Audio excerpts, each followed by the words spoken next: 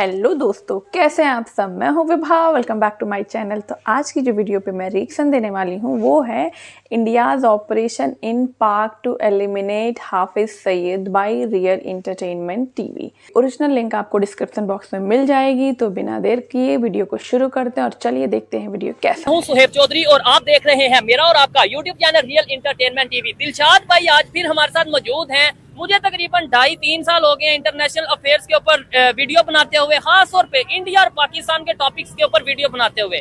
लेकिन जब भी हम वीडियो बनाते हैं पाकिस्तानी पब्लिक से पूछते हैं कि भाई कैसे पाकिस्तान और इंडिया के रिलेशन बेहतर हो सकते हैं, कैसे ट्रेड हो सकती है, तो पाकिस्तानी तो जो जवाब देते हैं सो देते हैं, लेकिन कमेंट बॉक्स में इंडियंस कहते हैं कि भाई हमें पाकिस्तान से रिलेशन चाहिए ही नहीं।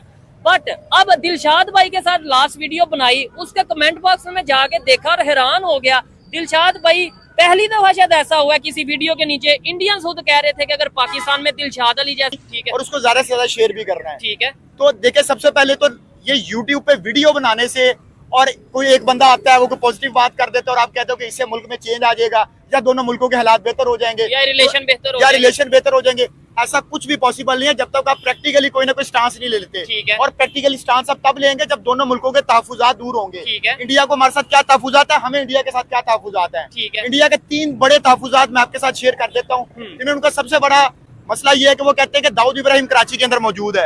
अगर तो दाऊद इब्राहिम कराची के अंदर मौजूद है तो भाई बेशक आप उसको दें, वो जाके बेशक मुंबई में जाके उसको उल्टा लटका दें। ठीक है। हमें इससे क्या मतलब है। ठीक हो गया। अगर कोई हमारे लोगों को कत्ल करेगा तो हम भी उसको लाहौर में उल्टा लटकाएंगे। ठीक हो गया। ठीक है, एक तो ये स्टांस हो गया। दूसरा उनका हाफिज सईद वाला है। उनके मुताबिक वो एक इंटरनेशनली सर्टिफाइड टेररिस्ट है। 26/11 में वो कहते हैं मुलविस है। ठीक है। अगर उसका हिसाब किताब वो बराबर करना चाहते हैं तो वहां से मामला आगे बेहतरी की तरफ जा सकते हैं, वो वाला मसला हल किया जाए। ठीक है। उसके बाद तीसरा बड़ा मसला क्रॉस बॉर्डर टेररिज्म होती है, ठीक है, जिसकी वजह से मसले खराब होते हैं। अब ये 3 बड़े बड़े मसले। अब हाफिज सईद से मुझे याद आया कि अभी रिसेंटली कुछ अर्सा पहले उन्होंने एक ऑपरेशन लॉन्च किया था अलविदा के नाम से। आपको ये सुनकर हैरानी होगी कि वो वहां तक पहुंच गए थे कि यहाँ तक कि उसके घर जो अखबार आता था वो भी उनको पता था, और ये प्राइम मिनिस्टर मोदी के सुपरविजन में ये ऑपरेशन चल रहा था। ठीक हो गया। लेकिन वो किसी वजूहात की वजह से वो कामयाब नहीं हो पाया। लेकिन अगर वो कामयाब हो जाता तो आज ये हाफिज सईद वाला मसला ये एब्सोल्यूट हो जाना था, ये मसला खत्म हो जाना था। लेकिन अब वो मसला खत्म नहीं हो पाया जब तक हम इन 3 चीजों के ऊपर कोई ना कोई अपनी तरफ से पॉजिटिव राय नहीं देंगे, या हमारी गवर्नमेंट को बात नहीं होगी। क्योंकि आपके बात करने से, मेरे बात करने से जाहिर ओपिनियन तो हम अपनी दे सकते हैं। ठीक है। देखिए मैं इधर ये कहना चाहूँ नहीं है, ना हम टेक्नोलॉजी में आ गए, ना हम इकोनॉमी हमारी अच्छी है, ना हम हेल्थ सेक्टर में आ गया। अब मुझे बताए जब हम इन सब चीजों में अच्छे हो जाएंगे तो हमें भी लोग हमें भी आके पूछेंगे। लेकिन जब तक नहीं होते तो ये कश्मीर वाला मसला अगर आप ट्रेड के बीच में ला रहे हैं ना, तो ऐसा कोई मसला नहीं है। ठीक है। अच्छा दिलशाद भाई एक बात मुझे बताएं, अगर बहुत से लोग पाकिस्तान से, मैं खुद अक्सर ये कहता हूँ यार डायलॉग होने चाहिए, क्या इस टाइम इंडिया डायलॉग करेगा पाकिस्तान के साथ? जो इस टाइम इंडिया की पोजीशन, स्टांस, पावर है जो पाकिस्तान का है और जो पास में रह चुका है, डायलॉग का जो फायदा या नुकसान हुआ है, क्या इंडिया डायलॉग करेगा? देखिए अगर आज से आप 15-20 साल पहले चले जाए ना, तो पाकिस्तान और इंडिया जब भी यूनाइटेड नेशंस में जाते थे ना तो एक दूसरे की शिकायतें लगाते थे। उसको अगर आम लफ्जों में कहा जाए कि वो पाकिस्तान जाके कहता था कि भाई इंडिया ने पानी बंद कर दिया, इंडिया मुसलमानों को मार रहा है, इंडिया ने कश्मीर में कर्फ्यू लगा दिया, और इंडिया जाके बातें करता था जी क्रॉस टेररिज्म हो रही है, ये हो रहा है, वो हो रहा है। अब आप नोट कर लें कि इंडिया ने ये बातें यूनाइटेड नेशन के अंदर कहनी छोड़ दी हैं, वो इससे ऊपर उठ गए हैं। वो इन मसलों को मसला समझ नहीं। इवन कश्मीर का तो डॉक्टर जयशंकर ने कहा कि ये तो बायलैटरल प्रॉब्लम है, ये तो इंटरनेशनल इशू है ही नहीं है, इसको मिलके बैठ के हम सॉल्व करेंगे, हमारा मसला हम जैसे मर्जी सॉल्व करेंगे। उन्होंने यूनाइटेड नेशंस को खरे जवाब दिए हैं। अमेरिका को उन्होंने बोला कि हमारे इंटरनल इशू में, इंटरनल मैटर्स में बात करने तो क्या पाकिस्तान अंदर ये जरूरत रखता है कि पाकिस्तान अमेरिका को खड़ा होकर ये कह दे? पाकिस्तान ने तो सिर्फ ये कहा था कि हमने अड्डे देने, ये वही इंटरव्यू में सवाल पूछा गया था। ये नहीं हुआ था कि देने या ये नहीं देने। लेकिन उस पर इतना बड़ा हंगामा क्रिएट हुआ और गवर्नमेंट चेंज होगी और बाद में ये एक नई सिलसिला चल पड़ा। लेकिन उसके बावजूद अब देखें 3 जो बड़े मुल्क है जैसे फ्रांस है, रशिया और अमेरिका, इन्होंने अभी ये कहा है कि इंडिया को उसका सिक्योरिटी काउंसिल का परमानेंट मेंबर होना चाहिए। बड़ी बात, आप खुद सोचो ये कितनी बड़ी बात है। अभी सिर्फ 5 मेंबर, उनके पास वीटो पावर होती है। अगर दुनिया में कोई भी बड़ा मसला होता है, एक भी मुल्क वीटो पावर यूज करके उस मसले को खत्म कर सकता है। आप मुझे बताएं, आप कश्मीर का रोना रो रहे हैं, कल को इंडिया बन जाता परमानेंट मेंबर, आप इंडिया के सामने इंडिया का रोना रोएंगे? हाँ, इंडिया यानी कि अगर India United nation security council का परमानेंट मेंबर बन जाता है, तो हम यूनाइटेड नेशन में जाके अगर कहेंगे कि जी कश्मीर इंडिया से लेना है, तो इसका मतलब इंडिया के सामने ही हम जा कह रहे हैं कि इंडिया से कश्मीर लेना है, तो ये तो दुनिया के सामने साथ भी मजाक होगा और पाकिस्तानी पब्लिक के साथ भी और कश्मीरियों के साथ भी मजाक होगा। देखें, जब इस तरह का दौर चल रहा है कि आपके पास ना तो इकोनॉमी, ठीक है, अभी श्रीलंका के हालात आपके सामने ही है कि वो डिफॉल्ट हुआ था, उसके बाद उनके क्या हालात हुए थे। एक बड़ी इंटरेस्टिंग आपको चीज दिखाता हूँ जो मुझे पता है कि ये लोग क्या जवाब देंगे, मेरी ऑब्जर्वेशन है या मेरा एक्सपीरियंस है। इनसे पूछा गया कि पाकिस्तान के प्राइम मिनिस्टर का क्या नाम है, किसी ने भी ठीक नहीं जवाब दिया। लेकिन अभी मैं इनसे पूछूंगा कि पाकिस्तान का कौन सा दुश्मन कंट्री है, कौन सा मुल्क है जो पाकिस्तान का दुश्मन है, तो देखते हैं ये क्या जवाब देते हैं। कौन सा कंट्री है, कौन सा मुल्क है जो पाकिस्तान का दुश्मन है? इंडिया। आप बताएं। हाँ बता दें। आप बताओ कौन सा कंट्री है? इंडिया। आप बताओ। इंडिया। हाँ आप बताएं कौन सा कंट्री? इंडिया। आप बताएं। इंडिया। ये ले, यानी कि ये नहीं पता कि पाकिस्तान का प्राइम मिनिस्टर कौन है, लेकिन ये पता दुश्मन कौन है। इसमें किसका कसूर है? इसमें क्या मेरा कसूर है, इनका कसूर है, टीचर्स का कसूर है, एजुकेशन सिस्टम का, मीडिया का, किसका कसूर है? मैं तो कहता हूँ इसके गवर्नमेंट का कसूर है, क्योंकि हमने जब से पाकिस्तान बना है हमने तो दुश्मन ही खेला है कि ये हमारा दुश्मन है, ये हमारा दुश्मन है। अभी मुझे बताएं, अमेरिका के साथ कभी हम दोस्ती लगा लेते हैं, कभी दुश्मनी लगा। दो रोटी खा के सोते, इनके घर गुर्बत, हमारे घर। अब हमें सोच रहे, ये पे मेरी जेब में बिल पड़ा हुआ है, मैं रात का दो दिन हो गया सोच रहा है, या अल्लाह बिल कैसे। कितना बिल आया? 20,000 रुपया बिल आया, एक छोटे से 1.5 और आपकी महीने मेरी की आमदन 33,000 33,000 आमदन है। 20,000 बिल दे दिया, पीछे रह गया 13,000। 13,000 में खाना भी खाना। मालिक अल्लाह का शुक्र, हमारे मालिक कुछ अच्छे हैं जो हमें रिस्पॉन्स देते हैं। ठीक हो गया। हमारे मालिक हमें क्या कहना चाहेंगे इधर आम पब्लिक की? अगर हाँ ये अगर ये सऊदीया से आया ना, तो हम इनके नीचे कलीन बिछा देंगे, इनके सामने हर चीज कर देंगे, क्योंकि हम हमारी मेहमान नवाजी बहुत अच्छी होती है। अच्छा, लेकिन अब आपको पता है कि सौदी अरेबिया भी कह रहा है कि ये पाकिस्तानी यहाँ पे आके भीख मांगते हैं, शायद आपने खबर सुनी हो। लोगों ने रिपोर्ट भी किया उन्होंने। अच्छा, उन्होंने अगर हम रिपोर्ट उनकी भी किया है, करते हैं तो उनको भी चाहिए ना ये बातें ना करें। लेकिन हम जाके भीख भी तो ना भीख मांगे। ना, अब ये देखे कहाँ गया, 7 अरब डॉलर लेके आ रहा है। ठीक हो गया। IMF ने हमारा वो जो 14 रुपए यूनिट था वो मुस्तरद कर दिया है। ठीक है, लेकिन ये चीजें पता है कब ठीक होंगी? मैं दिलशाद भाई, आप इस चीज को आप समझ अब ये सकते हैं। देखे सर, ये बंदा है, ये सर जी, ये रात सुबह इधर आके आ जाए, अभी बताएं। नौकरी करके, और हमारा हाल भी यहाँ तक आ चुका हुआ है।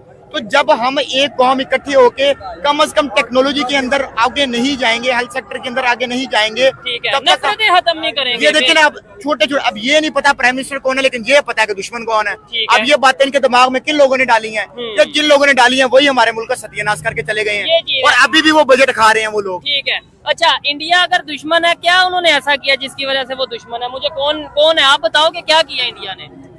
हाँ, तरक्की ज्यादा करके इसलिए दुश्मन है? हाँ, क्या किया बताओ तो सही। क्यों दुश्मन है ना? आपने ये बोला ना, तो क्यों दुश्मन है? बता दो, कुछ नहीं होता। हाँ बताएं जी, ये बच्चे कह रहे हैं इंडिया दुश्मन है, क्यों दुश्मन है? सही कह रहे हैं, क्यों दुश्मन है? वो दुश्मन है हमारा। वो क्या है, नरेंद्र मोदी। काट देना यार। अच्छा, नहीं बताएं। मैंने कहा काट देना। ठीक है, मैंने पहले लेकिन बोला। देखें एजुकेशन में तो वो किधर चला सर जी, एजुकेशन, उनकी लैंग्वेज, उनकी बच्चे की इंग्लिश, सब कुछ उनकी हुकूमत उनके साथ है। तो अब बिजली इससे डबल महंगी हो जाएगी। ठीक और है। अभी जो रिसेंटली 18 अक्टूबर को ये शंघाई कॉर्पोरेशन जो है वो एक मीटिंग होती है। बिल्कुल पाकिस्तान में मीटिंग होने जा रही है, SCO की मीटिंग होने जा रही है, हाँ। और पाकिस्तान ने इनवाइट किया, क्योंकि जाहिर बात है जो भी SCO के मेंबर हैं उन्हें इनवाइट किया गया है। इंडिया के प्राइम मिनिस्टर को भी इनवाइट किया गया। क्या आपको लगता है कि SCO की मीटिंग अभी तक तो उन्होंने कोई रिस्पांस नहीं दिया, और ज्यादा चांसेस यही है कि वो नहीं आएंगे। उसके बाद अभी पाकिस्तान में अगले साल चैंपियन ट्रॉफी होने जा रही है, मेरा ख्याल है वहां भी नहीं आएंगे। हालांकि स्पोर्ट्स ऐसा मौका होता है जहाँ पे आपकी मुल्क की तरक्की करता है, जैसे कि आपकी होटल इंडस्ट्री में जाता है, पॉजिटिव वे में जाता है, आपकी होटल इंडस्ट्री चलती है, आपकी ट्रैवलिंग इंडस्ट्री, आपके बहुत सारे पूरा पहिया चलता है तो मार्केट। आपकी बातों से या ओवरऑल अगर हम देखें तो हमें ये नहीं फील होता कि हम आइसोलेट होके रह गए हैं, कट के रह गए हैं दुनिया से। अफगानिस्तान से हमारे तल्लुकात नहीं बेहतर, इंडिया से हमारे तल्लुकात नहीं बेहतर, ईरान के साथ कभी समझ नहीं आती, कभी तल्लुकात बेहतर होते हैं, कभी वो कहते हैं हम आप पे फाइन करने लगे हैं अगर गैस पाइपलाइन प्रोजेक्ट ना पूरा करोगे। चाइना भी कभी हम कहते हैं आयरन फ्रेंड है, कभी CPEC का काम रोक देते हैं। कौन सा कंट्री है जिसके साथ रिलेशन बेहतर है? मैं ये अवाम से भी पूछना चाहता हूँ, मुझे ऐसा कोई एक मुल्क बता दें जिसपे आप ये कह सके कि ये हमारा 75 साल से एक दोस्त रहा है और हमारे इसके साथ 72 साल से एक इस्तवार ताल्लुकात चल रहे हैं। कोई भी ऐसा मुल्क नहीं। दूसरी तरफ आप इंडिया को देख ले, उसके अमेरिका के साथ ताल्लुकात, उसके इसराइल के साथ, रशिया के साथ, यूक्रेन के साथ, चाइना के साथ, और भाई हमारी प्रायोरिटीज यहाँ तक हमें इंटरनेशनल इश्यूज का पता ही नहीं चल रहा। हमें ये पता ही नहीं चल रहा कि दुनिया में क्या हो रहा है, टेक्नोलॉजी कहाँ तक पहुँच चुकी है। दुनिया में जो हो रहा है हमारे पाकिस्तानी को कुछ नहीं पता। आप किसी से पूछ ले शंघाई, ये जो मैंने आपको बताया इसकी मीटिंग का, वो नहीं किसी को नहीं पता। वीटो पावर वाला जो है वो मामला हो रहा है इंडिया के साथ, उसका किसी को नहीं पता। उसके बाद आप आगे चले जाएं, जो बांग्लादेश के साथ रिसेंटली पाकिस्तान के जो ताल्लुकात बेहतर हुए हैं, इनका भी इनको नहीं पता। तो जब तक I completely agreed with this guy जो इस वीडियो में बात करता है कि ये जो वार है ये किसी चीज़ का रिज़ल्ट नहीं है, और जो मीडिया है, जो पाकिस्तान की मीडिया है, वो दिन भर इंडिया विरोधी खबरें चलाता रहता है और ये भी बोलता रहता है कि कश्मीर इन लोगों ने छीन ली। तरह तरह की झूठी खबरें फैलाता रहता है, जिससे जो वहाँ की जनता है वो वही चीज़ों को देखती है, उन्हीं चीज़ों को सच मानती है। तो जब तक ये चीज़ें बंद नहीं होंगी, उन लोगों के दिमाग में ये चीज़ भरना बंद नहीं होगा कि हमारा दुश्मन इंडिया है और कश्मीर हमें चाहिए, क्योंकि जितना मैंने एनालाइज़ किया है उसमें यही दिखा है कि जो वहाँ की जनता है, स्पेसिफिक जनता है, वो दो ही चीज़ों पे अटकी पड़ी है। पहला कि इंडिया हमारा दुश्मन है, दूसरा कि हमें इंडिया से कश्मीर को वापस लेना है। तो जब तक मीडिया जो है वहाँ पे इन खबरों को एक फ़्लो करना नहीं छोड़ेगी, तब तक ये चीज़ें उनके दिमाग से नहीं निकलेंगी, और ये चीज़ें दिमाग से नहीं निकलेंगे तो वो यही सोचते रहेंगे कि वही दुश्मनी वही कश्मीर।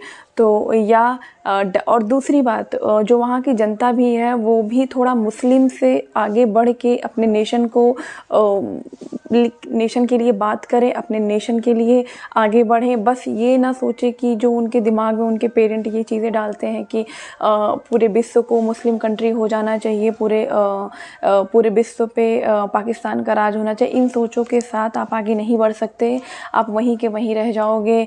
दूसरी बात ये है कि वहाँ की जो मेजॉरिटी ऑफ द पीपल हैं उनको पढ़ने लिखने में आगे आना चाहिए। अपने बच्चों को अच्छी शिक्षा दो, अच्छी चीज़ें बताओ। मैं तो हमेशा हर वीडियो में यही बोलती हूँ कि जब तक आप पढ़ोगे लिखोगे नहीं, दुनिया को नहीं देखोगे, तब तक आपके अंदर अच्छी समझ नहीं आएगी, अच्छी एजुकेशन नहीं आएगी, अच्छा आपका नज़रिया नहीं बदलेगा दुनिया को देखने का। आप बस धर्म में उलझे रहोगे, और इतिहास गवाह है कि जो जो धर्म में उलझे रहे हैं उनका कभी भला नहीं हुआ है। आगे आके उनका सर्वनाश हुआ है और वो एक दिन ख़त्म हो गए हैं। तो बस मैं यही कहना चाहूँगी, आप धर्म से आगे आके पढ़ो लिखो, आगे बढ़ो, दुनिया देखो। आपके पेरेंट का, आपके राष्ट्र का ये एम होना चाहिए कि हमें अपनी जनता को ज़्यादा से ज़्यादा पढ़ा लिखा होना चाहिए। लेकिन फिर इससे एक चीज़ ये आ जाएगी कि अगर जनता पढ़ लिख जाएगी तो जो वहाँ के डेमोक्रेटिक जो ऊँचे पोस्ट पर बैठे हुए हैं, जो वहाँ के मिनिस्टर्स लोग हैं, उनकी कुर्सी हिल जाएगी। क्योंकि अगर जनता पढ़ लिख जाएगी तो होगा क्या कि वो अपना हक मांगने लगेंगे, वो सही चीज़ें बोलने लगेंगे, वो धर्म और राजनीति से ऊपर उठ जाएंगे, और जो उन लोगों के लिए गवारा नहीं होगा। इससे क्या होगा कि वो लोग जो है, जो अभी तक इन चीज़ों में उलझा के रखे हुए हैं कश्मीर और इंडिया में, तो ये चीज़ें फिर वो नहीं बोल सकते हैं। तो मैं यही बोलना चाहूँगी एट द एंड वीडियो में कि भाई पढ़ो लिखो और ये जात धर्म कश्मीर से आगे बढ़ो, तभी गुजारा होगा। नहीं तो जो महंगाई तुम लोग अभी देख रहे हो, मतलब मैं हैरान हूँ कि एक 33,000 35,000 कमाने वाले बंदे के घर में 20,000 का बिल आ रहा है। Oh my God, it is unbelievable. ये कैसे पॉसिबल हो सकता है? तो इसका यही रीज़न है कि अब जितने ज़्यादा कर्जे लोगे दूसरों से, IMF से कर्जा लोगे, तो भाई जो उधार देता है उसकी अपनी कुछ शर्तें होती हैं। वो अपनी कुछ शर्तें लगाता है कि मैं तुम्हें पैसे तब दूंगा जब तुम ये करोगे। तो जाहिर सी बात है, इसके लिए आपको इकोनॉमी अपनी बेहतर बनानी पड़ेगी, तभी आप कम कर्जे लोगे तो फिर आप अपनी शर्तें रख सकोगे, अपने हिसाब से लाइफ को जी सकोगे, लाइफ को बैलेंस कर सकोगे। तो वीडियो आपको कैसी लगी कमेंट करके ज़रूर बताना। इसी के साथ मिलते हैं नेक्स्ट वीडियो में, तब तक के लिए टेक केयर, बाय बाय, जय हिंद।